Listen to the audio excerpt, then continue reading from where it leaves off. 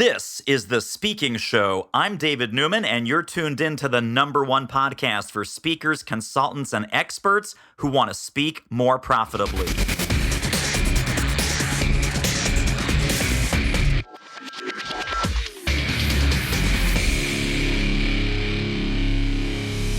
Well, you're in for a real treat today. I have Jay Samit, rhymes with damn it. Why didn't I think of that? Brilliant, futurist, disruptor, entrepreneur, serial entrepreneur. Jay, welcome to the show. Thank you for having me, David. So you have a fantastic career in business, in art. You're a Renaissance man. Tell us a little bit about the professional journey that brought you to your work today and some interesting stops that were along the way. Sure. So I bought into the promise that society said, go to school, get good grades, and live happily ever after. And when I got out of college, it was a recession. Nobody was hiring. I had 2 young sons, and I'm like, holy crap, what do you do? So I didn't set out to be an entrepreneur, but you get successful by solving problems. Entrepreneurs don't sell things. So you solve for a few people, you make friends, solve for 1 million, you become rich, solve for 1 billion, you change the world. So I got into new things. And over the years, you notice that dozens of friends have become billionaires. That's with a B. We weren't smarter. We didn't go to the right schools. We didn't have connections. What were we doing differently? So I put the first video on a computer. I made computer games. I partnered with people like Steven Spielberg and David Geffen and Bill Gates and all these names that are now household names. And after I got tired of doing that, and I ran big companies with hundreds of thousands of employees, and I've taken companies public, I started believing that you can teach this so that we can have a thriving middle class. And so I started teaching it at the largest engineering school in the country. In first semester, I had 2 kids do 150 million. And that led me to then write Disrupt You, my first book, which if anybody has a book in them, I highly suggest writing. Because when you're a CEO of a NASDAQ company, your inbox is, I hate you, this sucks, here's a problem. Every day is just putting out fires. When you change people's lives and you show them, take the blinders off so they can achieve success, you get what I call love letters. And I've heard from people in 140 countries. My book's in over a dozen languages now. It comes out in Urdu and Icelandic and Polish this year. Crazy. But occasionally I get that email, usually from a millennial that said, this was all motivational, but I could never do that. And this ate at me. And that's why I wrote Future-Proofing You. I basically spent a year mentoring a young man who grew up on welfare. His parents were on welfare. He was on welfare. He was couch surfing. He was basically homeless. And I didn't give him any capital. I didn't introduce him to any contacts. And I didn't tell him what business to start. And obviously, I had to start a business that took 0 capital. And he went from welfare to self-made millionaire. I'll give away the ending of the book in less than a year. And it comes down to 12 truths. And if you embrace these truths, you will have the same success. Wow. Well, let me go back. I want to go back to book #1. Sure. Which, as you said, 2015, the Disrupt You book. So you're obviously way ahead of the curve because in 2020, talk about disrupt or be disrupted, right? Yeah. The people that weren't following your advice for the previous 5 years got the wind knocked out of them. And obviously with this global pandemic, this global tragedy, some folks had much, much worse fates than that. You write in there about this self-limiting belief or this self-limiting fear. Who am I to disrupt? I'm not, special. They put all of these limitations. They put all of these can'ts and won'ts and don't, and I don't think this will work. Talk about what's that first step like, Jay, when you start to say, hey, listen, what if it were easy? What if I lifted all of these self-imposed limitations from my thinking? What could be possible? Walk us through how that works. So here's where it starts. It starts that most of the people that raised you, your teachers, your parents, et cetera, for whatever reason, gave up on their dreams. And maybe it was failure, maybe it was fear, whatever it was, but they wanted to insulate you. They know how hard the world is. They want to insulate you from failure. That's the worst thing anybody could do. Failing is how we learn. A baby doesn't wake up and say, today, look, folks, I shall walk across the room. You get up, you stumble, you get up, you stumble. When you play a video game, you don't sit down and make it to the end. You hit an obstacle, you work on it, you get past it, you hit the next obstacle, and so on. That's what a career is. And so all your most famous people, Bill Gates' first company, bankrupt. Henry Ford's first company, bankrupt. Walt Disney's first company, bankrupt. Seeing a pattern here? You fail your way to success, which is how Jeff Bezos at Amazon could lose money year after year after year after year for more than a decade, and he comes out the other side the richest man in the world. So in Disrupt You, what I really was trying to explain to everybody is everybody thinks of changing the world, but nobody thinks of changing themselves. If you can change that voice in your head, that's a tough thing to change. And once you do that self-disruption, changing the world and being successful, very, very easy.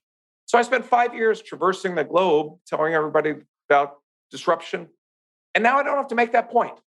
You now know that everybody will be disrupted, and this won't be the only disruption in your life. But disruption isn't about what happens to you. It's about how you respond to what happens to you. So for the 150 wealthiest people in the world, the pandemic doubled their wealth. Not what they make in a year, doubled their lifetime wealth. Let that sink in. If you take the US, the bottom 140 million people are fighting over ownership of 1% of the assets. So when I saw what happened in January in our nation's capital, what I saw were thousands of people that were feeling left out, left behind, fighting for leftovers, because the world that they were taught doesn't exist, and school doesn't give you the tools to be successful. So if I can show people that they have it within them, and in future-proofing you, I dismiss all the myths. People with higher IQs don't end up wealthier. People with better grades in college don't end up wealthier. It's actually the C students that endow the universities. So if somebody on welfare could achieve all these things, what's stopping you? You have the same 24 hours in the day. Every 48 hours, there's a new self-made billionaire. Let that sink in. Our phones have us connected to 7 billion people. You only have to be right once. And it is achievable. And I do it for a selfish reason. You can't have democracy without a middle class. And the middle class is being eviscerated. And the only way you have a middle class is if somebody's creating jobs. And that's the entrepreneur. Yes. Wow, wow, wow. Well, let me ask you this. One of the things that you write about in Future Proofing You is one of the on-ramps to this new way of thinking and this new way of being is journaling.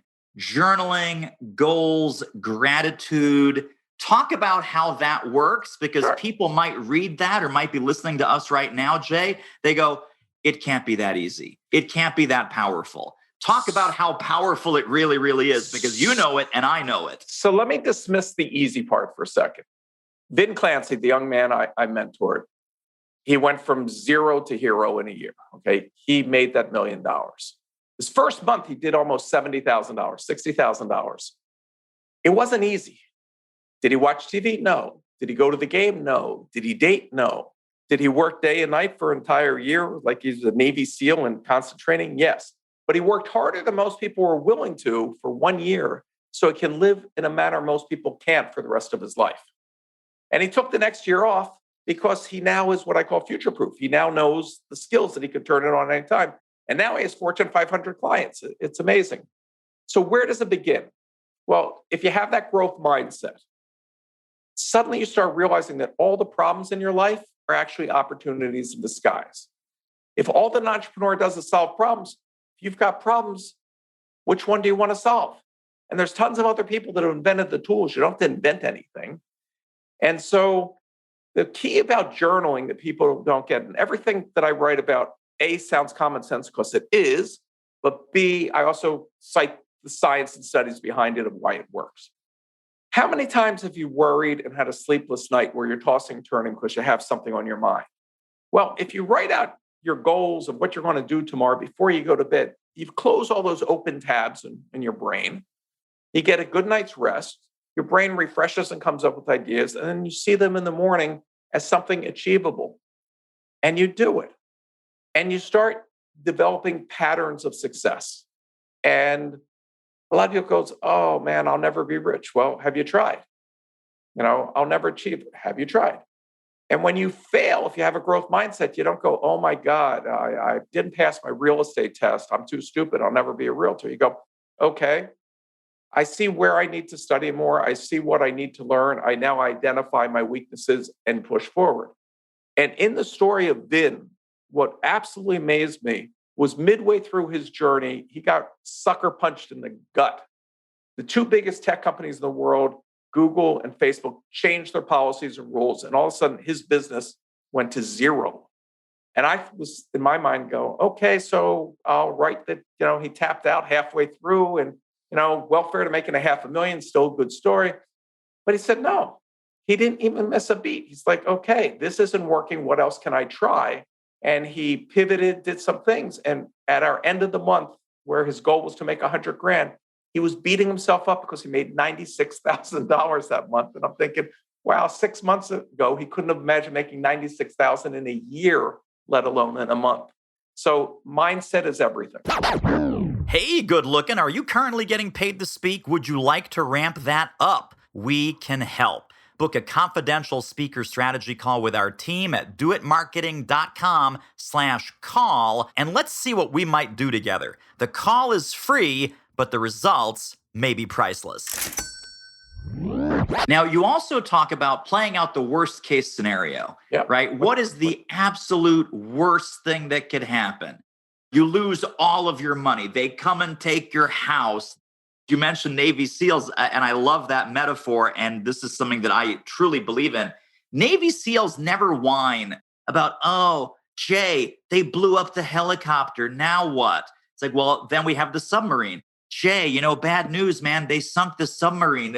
I'm not sure what to do. Well, then we walk. Well, no, but they blew up the bridge over here. There's nothing you can do to a Navy SEAL that would stop them from fulfilling the mission. They have contingency plans. They have contingency plans for contingency plans. They've thought of the worst case scenario and the nuclear scenario and every scenario in between. Talk about how that really facing those fears, and again, writing them, journaling them, processing, what is the worst thing that could happen if you endeavor issue X? Talk about how that works in the whole process. So let me talk about what I think is the worst thing that can happen to anybody. So I really get irked by the motivational guys that tell you fear's not real, conquer fear, fear's in your head. Fear is as freaking real as the air you breathe. We are hardwired to be fearful. Our central brain, the lizard brain, you see something, it's fight or flight. The first thing before you have any rational thought is David here to kill me. That's the first thing that goes through your thing before you think about anything. So you cannot overcome fear, period, full stop. It's biologically impossible. But here's what you can do. If you're worried about losing your job and you're just really, oh my God, I'm losing my money, I'm losing my job, this is a horrible thing, the pandemic, and you're crossing the street and a truck comes barreling at you, no brakes, you hear it honking and everything. Are you thinking about your job? No, you're thinking about getting out of the way. There's a new fear that is taking over the other fears. So, yes, you could start a business and lose money. Yes, you can be made fun of if it's not successful. Yes, yes, yes, for all those things. But let me tell you the biggest fear. Turn over all the cards. You hate your job. It doesn't pay you for the lifestyle you want. Matter of fact, it just pays you just enough not to quit, but surely not enough to care. And you gave a week, a year, 10 years. You wake up one day, you've given your whole life, the only life you'll ever have, and you wasted it because of what? So you should be more afraid of wasting that life. Go talk to a grandparent, go talk to somebody in an old age home and ask them, what's their biggest regret? And it won't be what they failed at, it'll be what they failed to try. And you want to live a life free of those regrets. So when you start looking at the basic thing, a simple one, when I was in college, I went to college, UCLA, 25,000 of the most beautiful women in the world. Nobody was asking out the famous ones, the ones that were Miss Americas and on all those things. And I'm like, well, if I ask her out and she says no, lightning doesn't smite me, right? The same. Well, in business, it's the same thing. If you try something and fail, you don't end up where you started.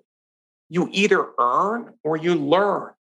So I've raised hundreds of millions of dollars for startups. And I will tell you that investors would rather back somebody that's on their second business because they've learned so many important things the first time. And some of the businesses that you think of giant successes are actually huge pivots because what they thought they were doing didn't work. But as they worked on it, they learned new insights. And insights is a key word. There's only two things you need to succeed: insight and perseverance. I can teach you how to find the insights and future-proofing you. That's what I did with Ben. And perseverance, I can teach you how to take your perseverance and bolster it into passion. And passion will drive you much farther than any other motivating force. So it's not about the money. It's about what you can do with that money, with that freedom, and that's what's so special. I believe life should be a life of purpose. And the earlier you can make that part of what your work goals are, the further you will go. Amen times 10. You mentioned raising hundreds of millions of dollars for startups. Chapter 8 in the Future Proofing You book is everything is a tech startup. Yes, everything. Explain, expound, what does that really mean? Let's go into that. So I start the chapter with a great example that if I would take you back 10 years and I'll give you $1 million to buy the most successful tech stock of the past decade. So people would think, is that Google? Is that Apple? Is that Microsoft? Is that No, it's Domino's Pizza. And you're going to go, Domino's? That's not a tech company. Oh, yes, it is. When they became app-centric and have a direct relationship with their customer and could do market research, they could follow trends, they could do everything, the majority of their employees work in IT. Making pizza is the easiest part of the business. The first thing you kiss in the morning and the last thing you kiss when you go to bed is your phone. So we are living in a digital world. So if you're not centering your business, I don't care if it's a restaurant, I don't care if it's a clothing line, it is a tech startup. Use the tech tools. And if you're saying, well, I'm not an engineer, Steve Jobs created the first $1 trillion company in the world, and he wasn't an engineer either. You've written as much code as he, which is zippity and doodah. So what is holding you back? You don't say, I can't drive a car because I'm not a mechanic.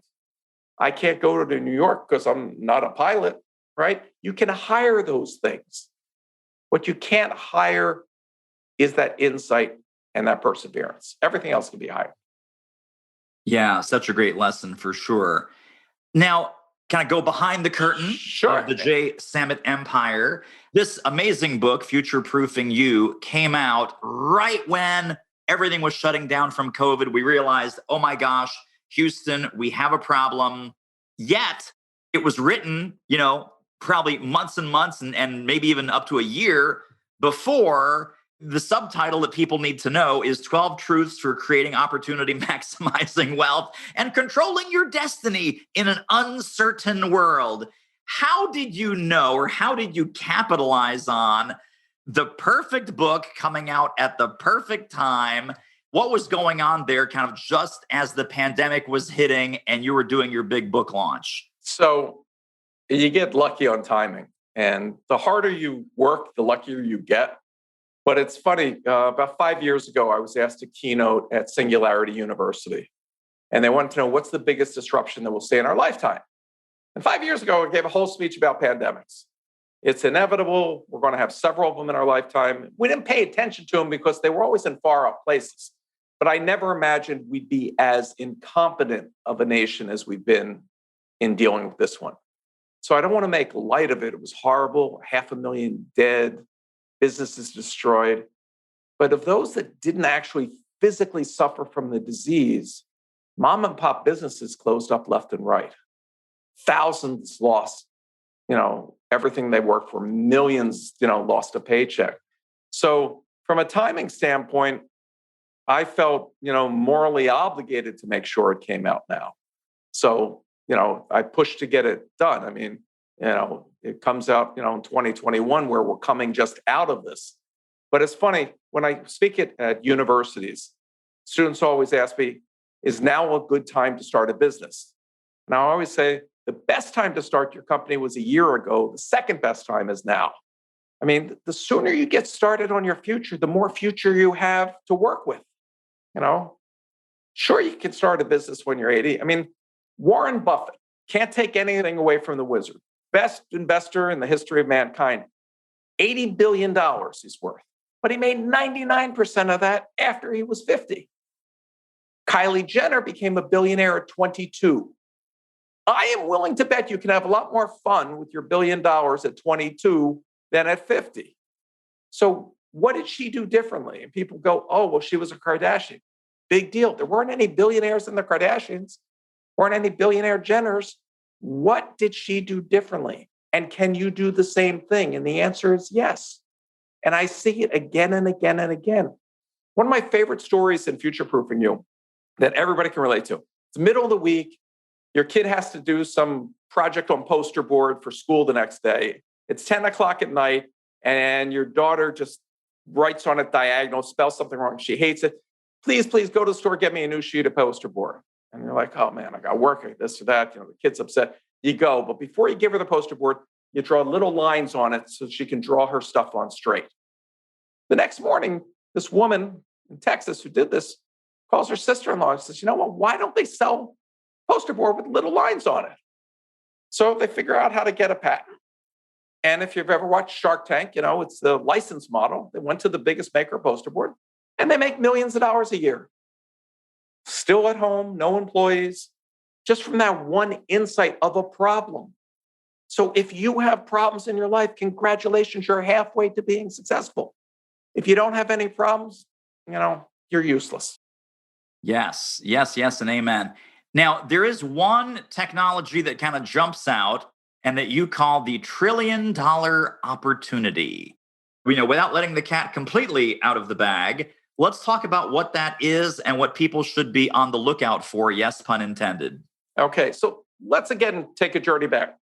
All of us cannot live without our phones. Okay, since the first iPhone came out, it's taken over our lives. We see everything. It created, trillions of dollars of businesses and values. But if we go back to that first year when the iPhone came out, here's 2 of the top 10 apps. There was a fart app. Yep, you heard me right. And a cat game app, which is another way of saying nobody saw Robinhood or OpenTable or any of the countless businesses that have been app-centric. So now what I'm going to tell you is starting at the end of 2021 and all through 22 and 23, people will no longer be taking their phones out of their pocket. Yeah, that 5 hours a day we spend on our phone, the phone won't come out. We'll have glasses with heads-up displays. And what they'll enable us to do is to be able to get data brought to us. You don't have to invent the glasses. The big guys are spending billions and billions on that, but they're not focused on the apps. And I'll give you a real simple app. Doctor tells me I have diabetes. I can't eat anything with sugar. You walk into the supermarket, there's 40,000 products. Show me the products with no sugar. Everything else disappears. There's a startup doing that right now. You don't remember where you parked your car. There's a line that'll take you there. Direct me to the nearest, whatever store. So there's endless things that can be done with this tool. Who's ahead of you in this game? Nobody. That problem that you were thinking about, could this solve it? And that's all that happened with the apps on phones. And if you want proof that people will do it, because you're saying, I'll never wear those glasses. In 2020, 80 million pairs of glasses sold for more than $150 a pair that came with one app. And I see you have them. Focus. Another 50 million came with an app called Sun. Oh my God, I'm going to the beach. I need sunglasses. So people will buy glasses for just one app, one solution. So if you have apps, one of my favorite things is the glasses are not just seeing, but they actually can talk both silently through bone conduction. But imagine that you can now go to any restaurant anywhere in the world and have a conversation with anybody. And the glasses translate. They're hearing you, you're hearing them. Travel with 2 pair. It'll be a lot of fun. I was lucky enough to be born at the right time in history to be part of the first revolution, which was the PC. I then spent a good chunk of my career inventing things and doing stuff in the internet age. Then when mobile came, again, but this 4th revolution will be bigger than those 3 combined because it changes the whole marketing and sales cycle to the moment because consumers' intent. The big guys have lots of data and you can access that. So I'm in my self-driving car. I'm going down the road. They know that it's 2:00. Normally I would have eaten. I haven't eaten. They know that I stop at McDonald's 3 times a week. There's a McDonald's 1,600 feet up the road. There flying in front of me is a free French fry. If I just grab it, the car will go, and they've converted me. That is what we're going into. And you can tap into that for the smallest startup, for one-man company. And you now have access. This is the other thing that was really post-pandemic in the book. Up until now, most of us thought when we built a company that we had to hire the best people we could find within 10 miles, 20 miles, Well, we now know that you can remote work. If Nationwide Insurance can move 98% of their employees to home, so can you. But that also means you can hire the best people anywhere in the globe that may want to work for much less than people in your city, which also means you don't have to live in a high-rent city to have a job. You can live where you want. You don't actually have to live in one place. I have a friend whose son got a job, engineer for a tech company. 1 month he's in Hawaii doing his job. The next month he's in Thailand. You don't have to wait till you're old to explore and enjoy this world, a new work-life balance. So all those tools are available. And if you're doing remote hiring, I list 22 of the most useful free tools for you to run your enterprise. What a great episode. Wowza. Tell you what, if you want to ramp up your revenue as an expert who speaks professionally, you should really check out our free online training at doitmarketing.com/webinar. Let me ask you this, Jay, both from the remote work and remote leadership and also to speaking, because obviously you're a keynote speaker. You pre-pandemic would be flying all over the world, giving keynotes and speeches and seminars. People say, oh, well, don't worry. We're going to get the vaccine. Everything's going to go back. Every office is going to be full again. Every event is going to be a face-to-face, in-person event. You're the future guru, not me. I say we're never going back. We are entering a hybrid world. There'll be more face-to-face than there was during the pandemic, but hybrid and remote and virtual are so powerful and so flexible. What's your take on this, both from what you're telling your corporate clients about, hey, guys, it may be time to get rid of that giant office tower downtown, and what you're telling your speaking clients about, hey, let me do it remote, and it will be even better for your audience? So the pandemic was a catalyst for changes that were already happening. And once a genie's out of the bottle, it doesn't go back in. So doctors, just take a psychiatrist for a second, somebody that doesn't have to, hear your lungs or whatever. For years, they could have done video therapy, but they fought it. It wasn't the way that they did it. Oh, it wouldn't work. But once they've now experienced it, they're not going back. My wife is a voracious reader, and I tried to get her into a Kindle, right? And couldn't get her into it or whatever. But we were going on a safari where you could only pack 22 pounds worth of stuff, which would have been all books, and she'd be naked. So she finally acquiesced. Once she had the Kindle, yes, she loves books, but she's not going back. Now she can travel with a whole bunch of stuff. So people's habits have changed. Are we all going to be isolated hermits? No. But now, if you want to get people to go somewhere, there better be a reason that there's something that they can do there that they couldn't do before.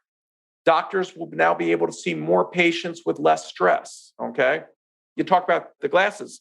Google Glass, which was never released, it was a beta product to test. Thousands of doctors still use Google Glass for taking notes. They walk in and they say, do you mind if my assistant is transcribing this conversation? So at the end of their rounds, they'll have 3 hours of typing up stuff. They can just correct stuff. And that person transcribing is somewhere halfway around the world. That's a fraction of the cost. So what are the new trends? The new trends are living in dense urban areas and paying outrageous rent to be in a teeny little cubby. There's a street in Silicon Valley that I took pictures of that I show in my talks, lined with broken down mobile homes, and they're not homeless people. They're engineers making six figures because the rents and being in an apartment, it make no sense. So they're like, well, I'll shower at the office, and all that. So why not have a better life where you can breathe fresh air? Let's not spend, 90 minutes a day commuting. When you are a remote worker, that 90 minutes now can be spent with your loved ones. You're not going to the office stressed. You're not coming home after the stress of traffic. You're not breathing carbon monoxide. You're saving money. Your employer's saving money. And it turns out, studies have shown from the past year, you have 40% greater productivity with remote workers. They're willing to be paid less for that freedom to have that lifestyle. The employee saves money. It's a win-win-win. So what else is going to change is we're now going to finally realize that we're all one people, that we're all in this together. Birds don't see borders, right?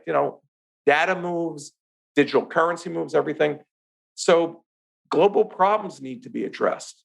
Sustainable capitalism was where I end the book, that there are so many opportunities to solve problems that are affecting all of mankind, that the payoff is massive. Yes. Absolutely. I want to end with something that you have towards the end of the book, but not obviously the very end, which is the critical role of mentors.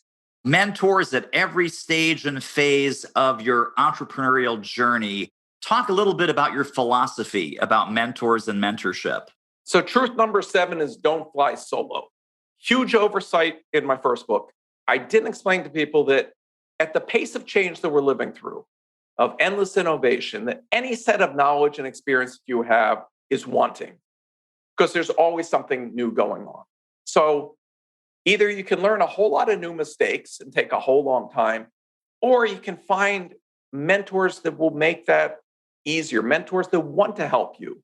And how do you identify them? How do you use LinkedIn to find these people? And every step, there are people there that want to help because they don't believe this negative mindset that we're all competing against each other. They get joy from being validated.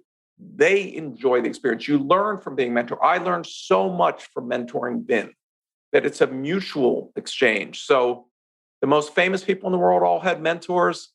Everybody needs that. It's so easy. And there's organizations just set up for mentorship. SCORE, YPO, EO. All of these are designed for different stages of your life. And you don't go and just email somebody out of the blue, or reach on social media, will you be my mentor? You don't walk up to a woman in a bar and say, will you make my baby? It takes a little bit more finesse.